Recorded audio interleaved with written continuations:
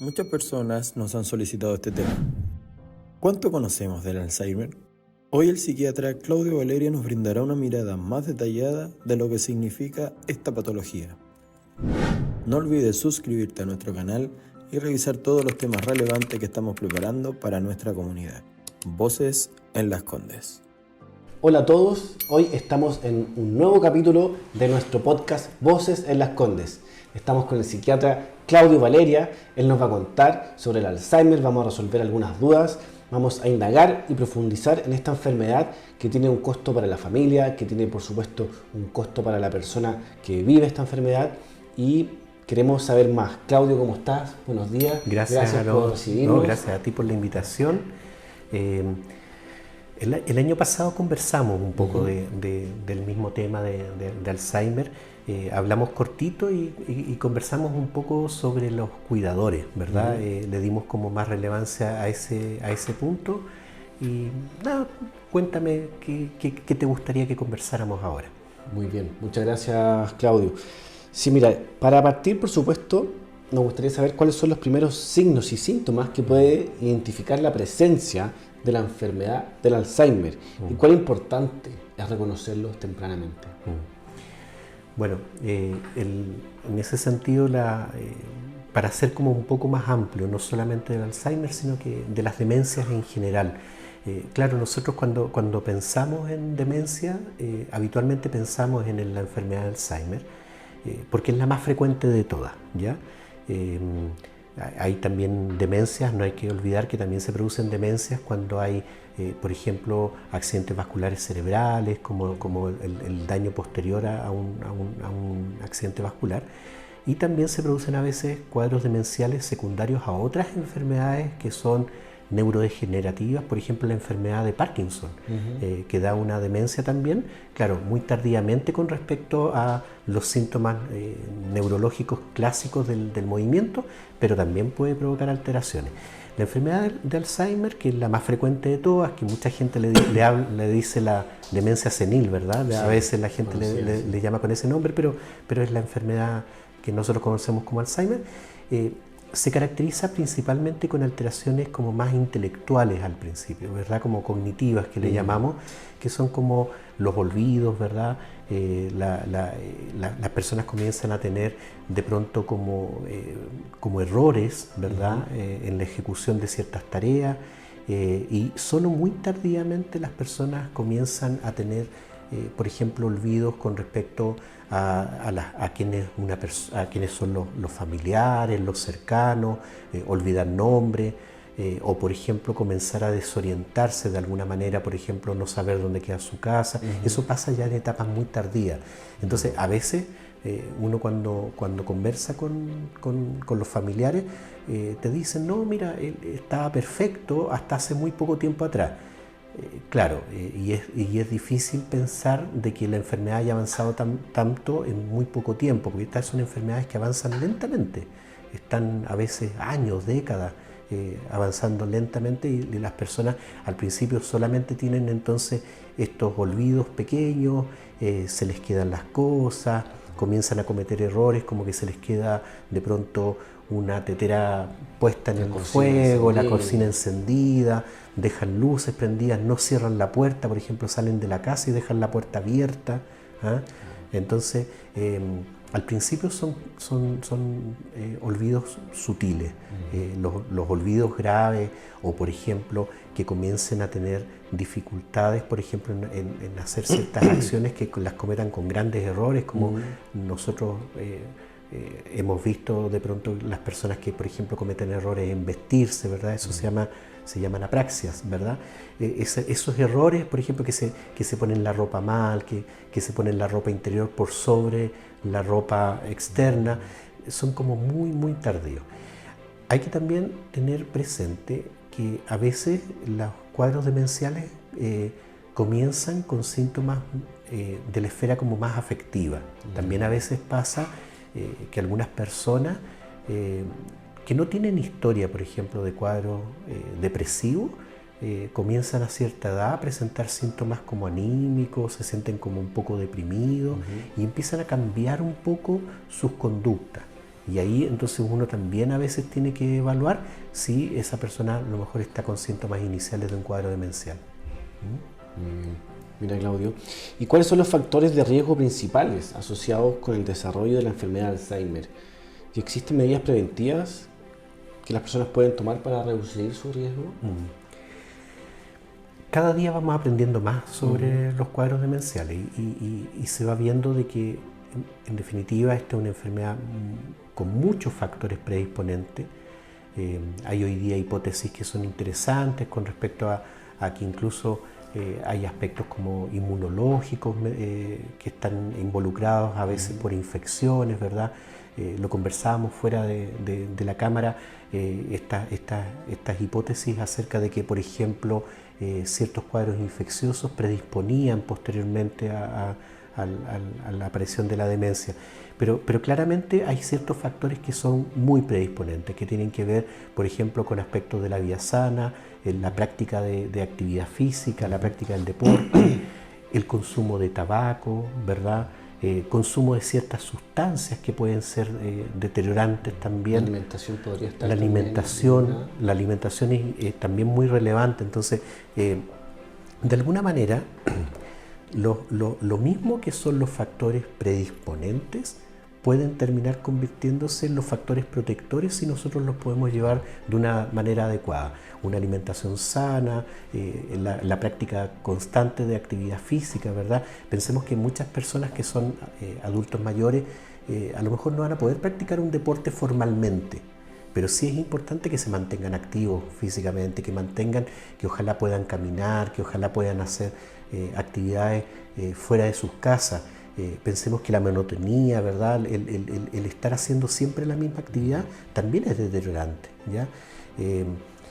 Muchas veces se hace, ¿verdad?, la analogía acerca de, por ejemplo, cómo el cerebro debe ser también, debe practicarse como si fuera un deporte, ¿verdad? Debe entrenarse como un músculo. La gente dice, el músculo cerebral hay que también ocuparlo. Pero algo que es interesante es que no solamente basta con tener actividad cerebral, sino que algo que se ha visto que es muy relevante es que la actividad cerebral ojalá sea novedosa, ¿ya? Tanto las personas que tienen muy poca actividad mental, ¿verdad? Que se van deteriorando con los años, pero también a veces personas que tienen una actividad intelectual intensa y sin embargo que esa actividad intelectual es muy poco flexible, es habitualmente la misma, también tienen riesgo de deteriorarse. Entonces, al final se ve que las personas que tienen menos riesgo son esas personas que están constantemente explorando actividades nuevas, conociendo, de pronto haciendo un curso de algo novedoso, de algo diferente que no habían hecho nunca. Claro. Imagínate a lo mejor una persona que había trabajado toda su vida, no sé, a lo mejor en un banco, y de pronto comienza a tomar clases de pintura, tardíamente en la vida, ¿ya? No importa si quedan bonitos o no sus pinturas. Al final, con el tiempo y la práctica, a veces sí van a mejorar. Pero lo principal es que esa persona está protegiendo su cerebro, ¿ya? Entonces, yo diría que eso es algo que uno podría recomendar siempre, que las personas mantengan la novedad en la vida, que mantengan la capacidad de siempre estar innovando, de siempre crear cosas nuevas, ¿ya? Más combinado con una actividad deportivo, una actividad física, ¿verdad? El cuerpo, en definitiva, no hay separación aquí entre mente y el cuerpo, son lo mismo. Claro. Qué interesante, Claudio, lo que señala respecto a que por muy difícil que pueda ser la tarea que aborde una persona, puede ser un director de orquesta, que sabemos que requiere mucha complejidad, pero si no sale de desafiarse algo intelectual, algo cognitivo, aún así, ¿cierto?, va a permanecer y esta enfermedad se va a profundizar.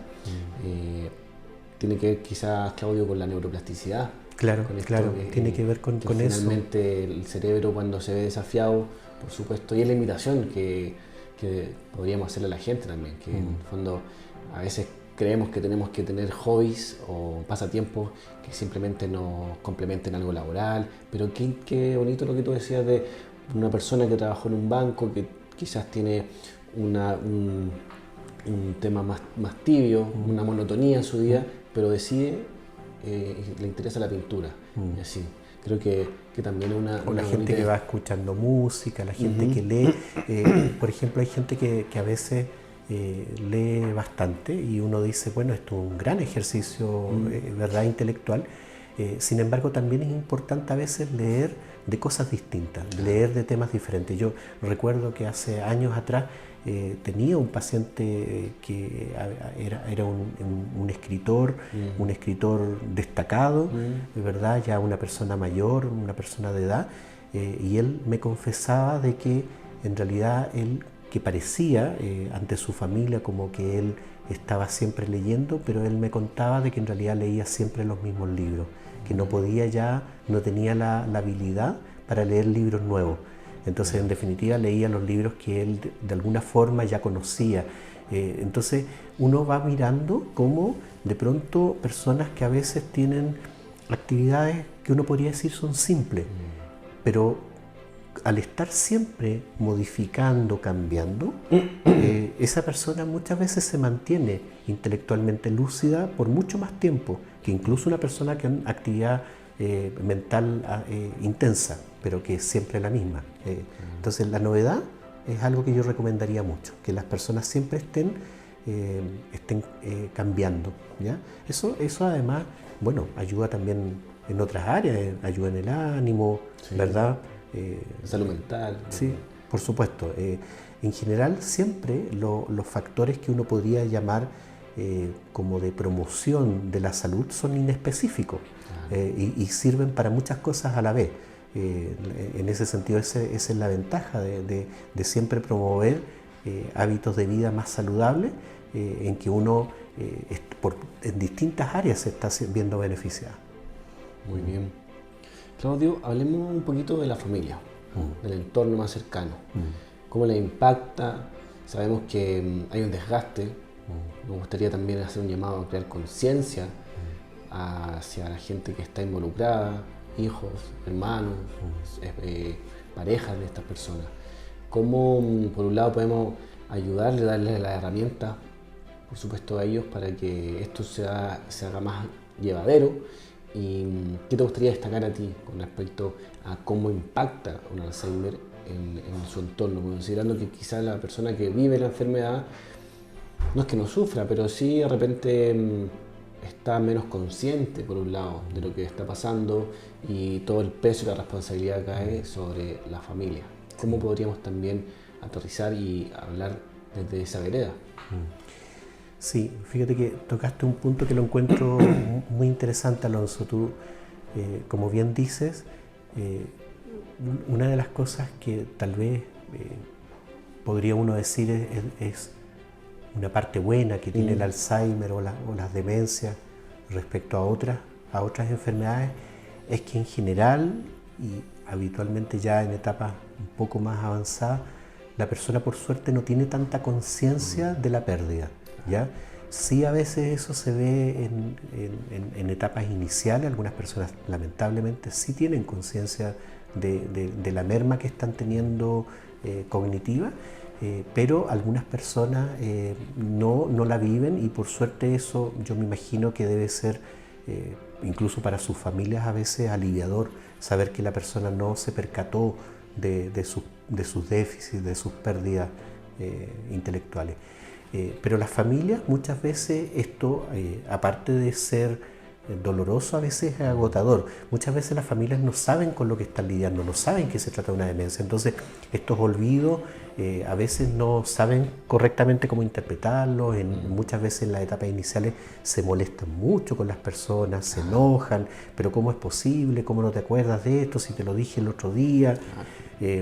Muchas veces cuando recién se percatan que la persona padece ya un cuadro demencial, muchas veces ya está la culpa de por qué le dije esto, por qué fui tan duro cuando tenía la persona olvidaba las cosas o no se acordaba de lo que habíamos hecho, lo que habíamos quedado.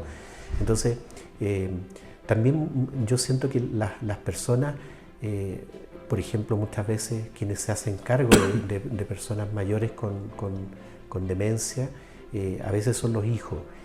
Y eso también es duro para los hijos, que cambia la relación. Sí. Que la persona que normalmente cuidó de ti, hoy día requiere ser cuidada. Que la persona que tuviste, que era el adulto, el primer adulto que aparece en tu vida, hoy día tú lo ves comportándose a veces como si fuera un niño, ¿verdad? Entonces, ¿qué es lo que uno a veces ve? También que algunas personas dentro del deterioro comienzan a exponerse. Comienzan a exponerse de pronto, por ejemplo, económicamente, hacen gastos innecesarios, de pronto pueden verse en riesgo de ser estafados, de ser manipulados, y a veces los hijos tienen mucho temor, por ejemplo, a limitarles ciertas situaciones que pudieran ser de mucho riesgo. Recuerdo alguna vez una persona mayor que estaba con evidentes signos ya de demencia, por ejemplo, que tenía a veces con una conducción errática y que a veces tenía pequeños accidentes chiquititos, topones, pasaba a llevar una reja, y de pronto los hijos, mucho temor, por ejemplo, a quitarle el automóvil y a decirle: papá o mamá, ya no estás en condiciones de conducir. Entonces, esto mismo pasa con respecto al manejo del dinero. A veces los hijos se ven enfrentados a esta situación de tener que empezar a decidir por los padres, y esto cuesta mucho. Entonces, las familias se desgastan mucho. Posteriormente, cuando las personas se encuentran con una demencia más avanzada, a veces se encuentran los familiares que tienen que ponerse de acuerdo cómo van a ser cuidados. Sabemos que la inmensa mayoría de las personas no pueden acceder a veces a casas de reposo. Son de alto costo. Pagar un cuidador también. O un cuidador, a veces, incluso a veces un costo mucho mayor. Entonces, a veces hay miembros de la familia que deben sacrificarse por el cuidado de las personas con demencia. Y bueno, pasa muchas veces dentro de las familias que otros miembros sienten de que, por ejemplo, por estar aportando económicamente, pueden desligarse. Sí. Entonces los cuidadores empiezan a agotarse, a estar quemados, ¿verdad? Por eso estos programas que hoy día existen, por ejemplo, que a veces les ofrecen que vaya una persona a la casa a determinadas horas, y entonces el cuidador tiene libre ese rato, y de pronto les cambia la vida por una cosa así. Entonces, un respiro. Entonces, por ejemplo, uno podría a lo mejor, cuando una familia presenta un familiar con un deterioro, yo podría decirle: por favor, no dejen al cuidador solo. Preocúpense que el cuidador también esté bien, preocúpense que el cuidador tenga sus propios tiempos libres, ¿verdad? No pensar de que simplemente porque, por ejemplo, el cuidador está colaborando con el cuidado, pero no con los gastos económicos, como que entonces ya está todo hecho, ¿verdad? Desligarse, ¿no? Como que siempre preocuparse de esto. Es bien curioso.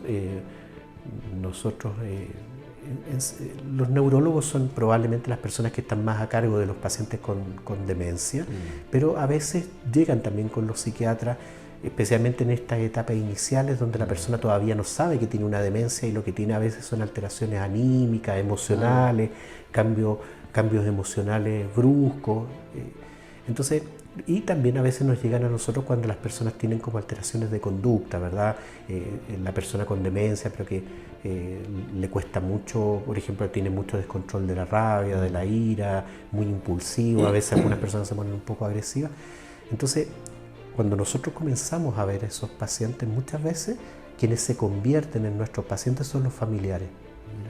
Muchas veces nosotros sentimos, nos damos cuenta que la sesión fue de mucho más ayuda para que la persona que lo traía. Muchas veces el paciente mismo está a veces como con su vista absorta en un punto, no están muy metidos en la conversación, a veces no captan mucho lo que uno está diciendo, y al final uno está dando más indicaciones al cuidador, y claro, muchas veces terminan siendo sesiones más de apoyo al cuidador. Más aporte para el cuidador. Sí, muchas veces pasa eso.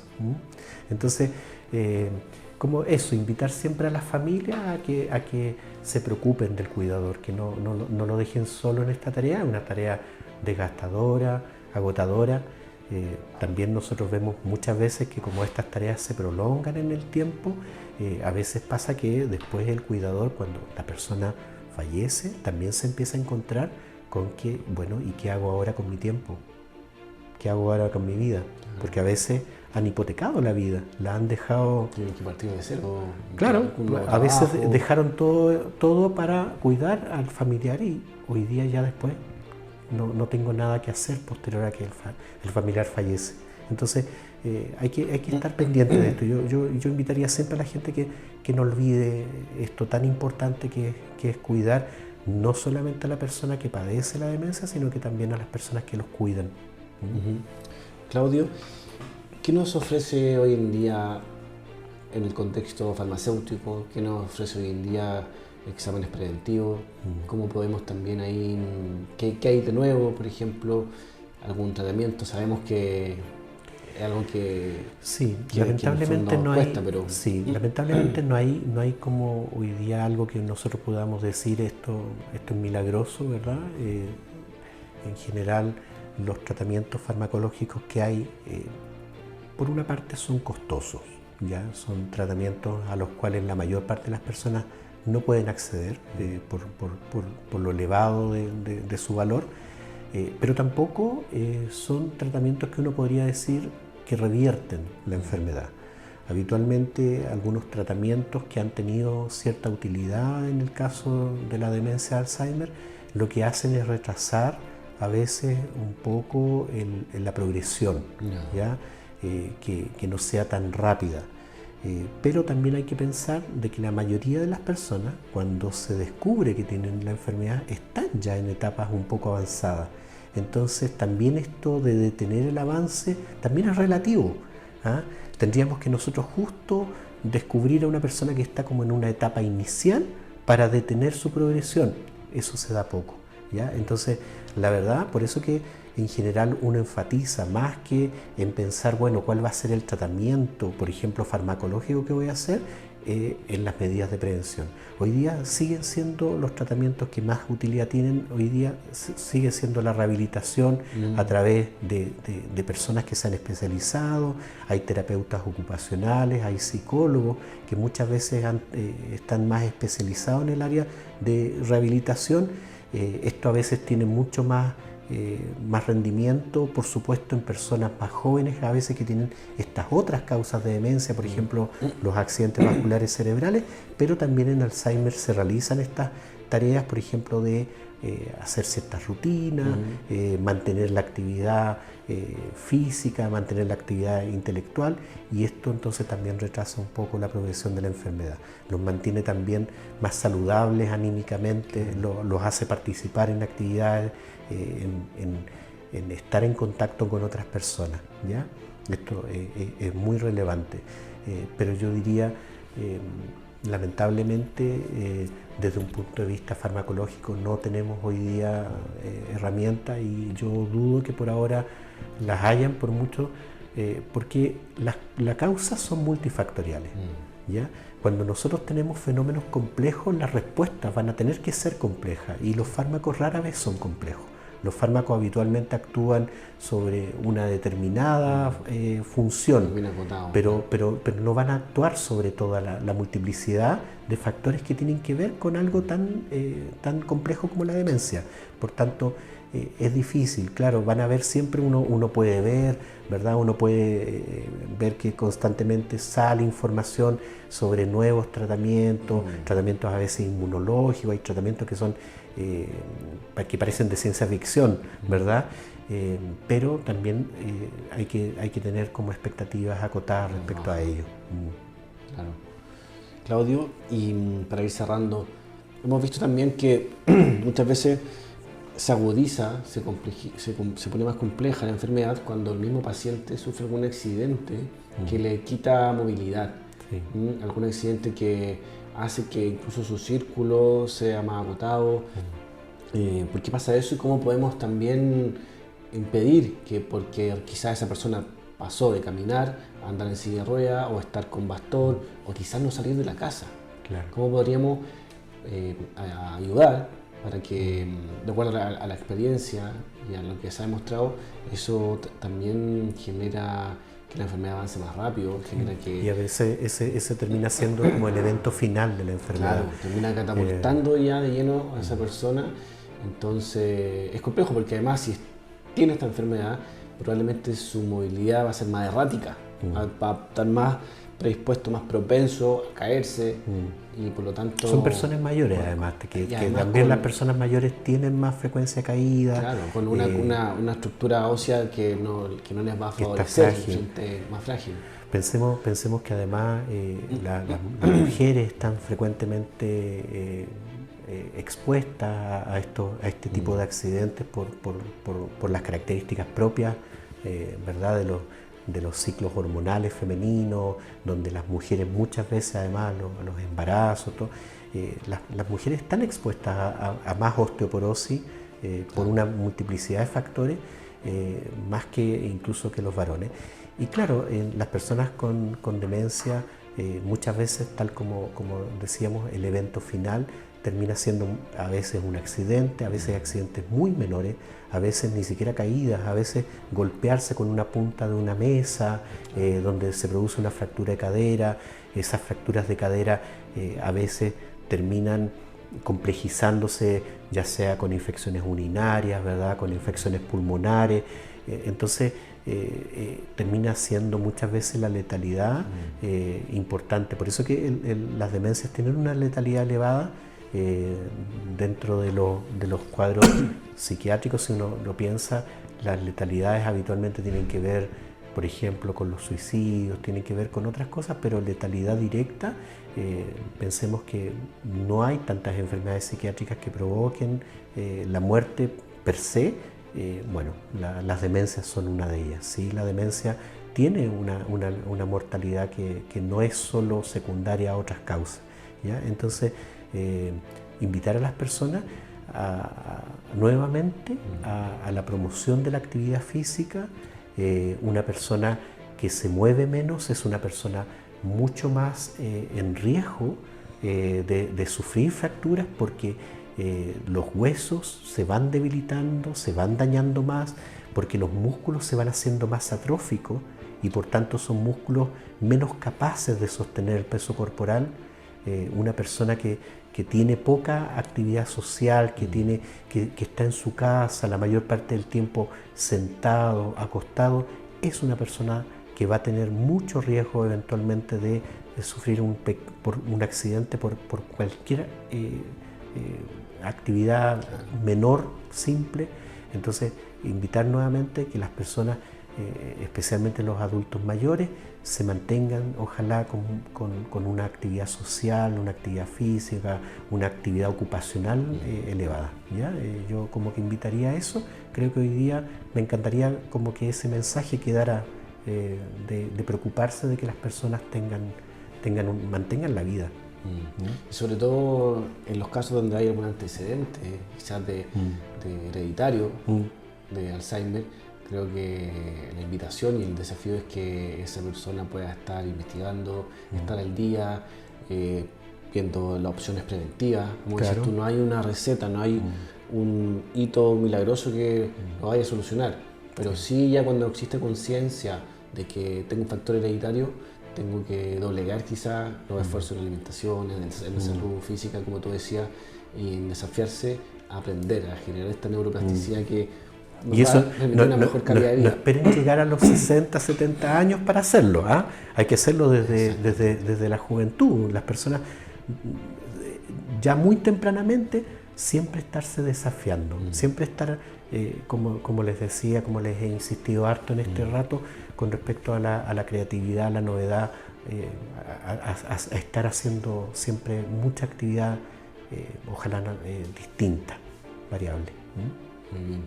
Claudio, muchas gracias. Alonso, muchas gracias a ti como siempre y nada, espero que nos veamos más adelante para revisar algún otro tema. Por supuesto, felices, y sabemos que esto genera un aporte importante para nuestra comunidad, para nuestros pacientes, para la gente que nos sigue, para nuestra audiencia. Los invitamos a que nos puedan ayudar suscribiéndose a nuestro canal, por supuesto dándole like a nuestro video y comentando cuáles son sus dudas, cuáles son sus observaciones, qué les pareció el capítulo, de qué otro tema les gustaría que habláramos. Muchas gracias Claudio. Gracias, espero gracias, que nos veamos gracias a todos. en una próxima oportunidad. Adiós.